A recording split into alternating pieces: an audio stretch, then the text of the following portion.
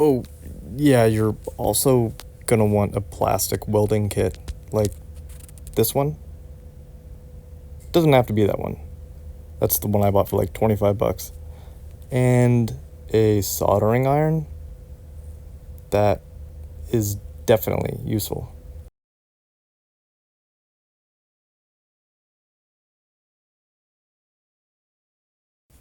Yep, that brand new grill you just bought, you're gonna cut away the entire middle piece of it.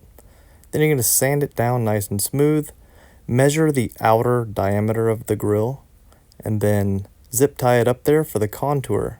And then you can cut it exactly to shape.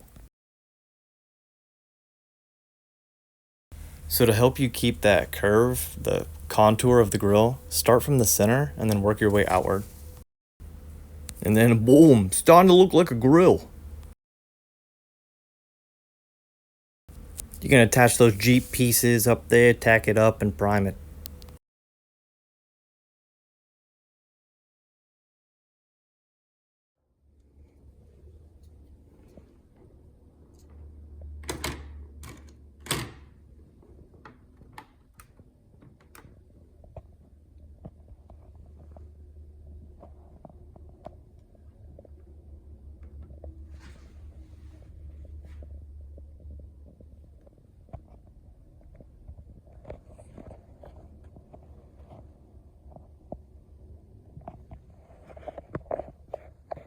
Oh, that might look goofy.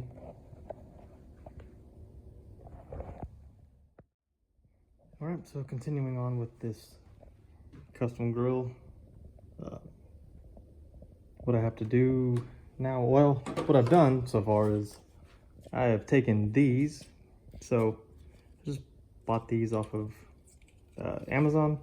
They are the inserts to like a Jeep grill, like a Jeep Wrangler grill. It comes with like 7 of them, so you have plenty of room for air. Essentially all I did was I just measured it up, drew the lines, whatever, and cut it out, then cut the middle piece out, sanded them down, sanded them down, and marked them. This one's driver's side. So this is roughly where they're going to go. Just something like that. You know, I gotta hold it open. Plastic welded in there. Same thing for over here. Just something like that. That's the basic gist of it.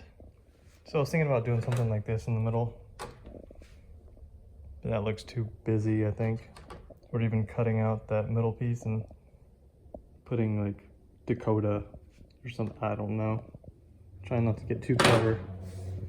One issue I did run into though was opening the opening the hood.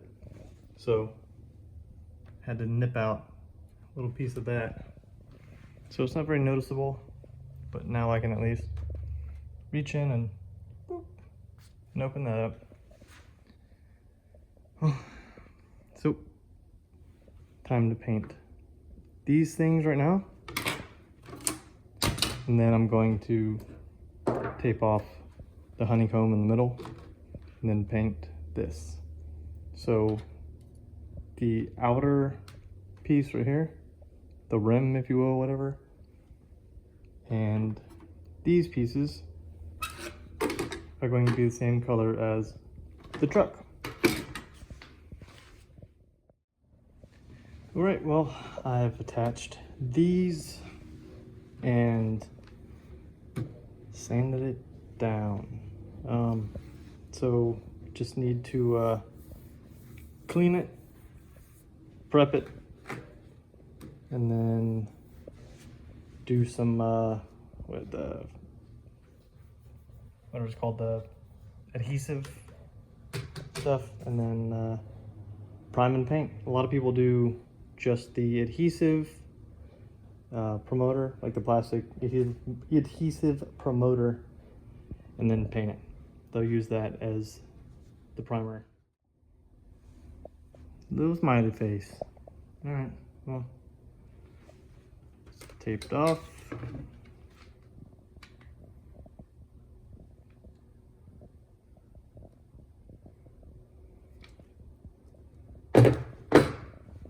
let's prep and paint.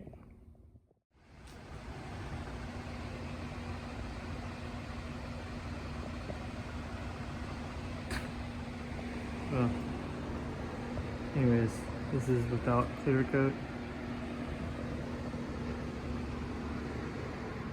Sorry, the lighting is all messed up right now, but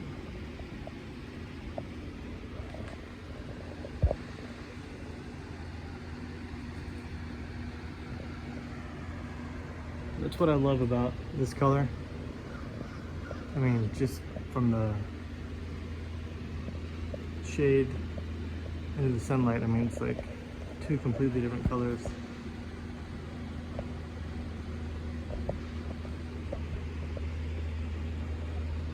So I will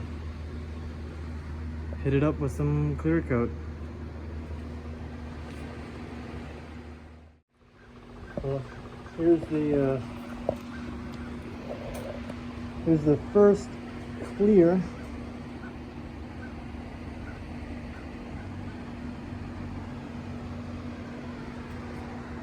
It's looking good. Okay, pass in front of it.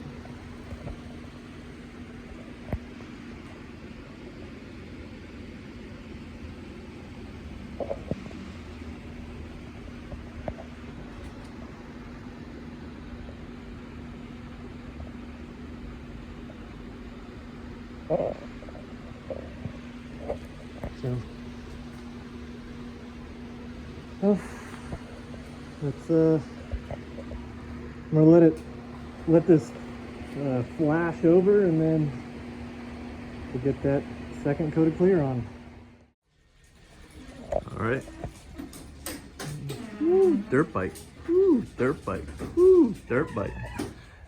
It's the next morning. It's quite a foggy day outside. Woo. Looking nice. Real nice. Okay, so let's unmask it. There it is, unmasked. So let's get it installed on the truck.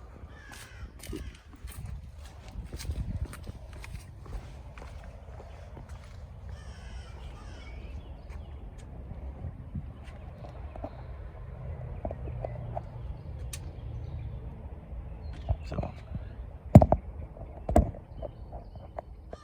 let's see what it looks like.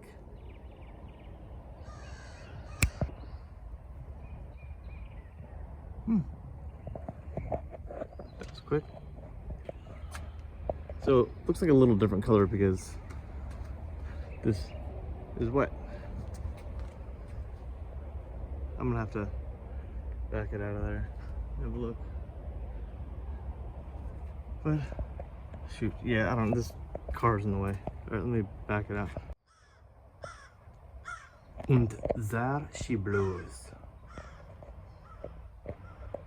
Jim Fernie.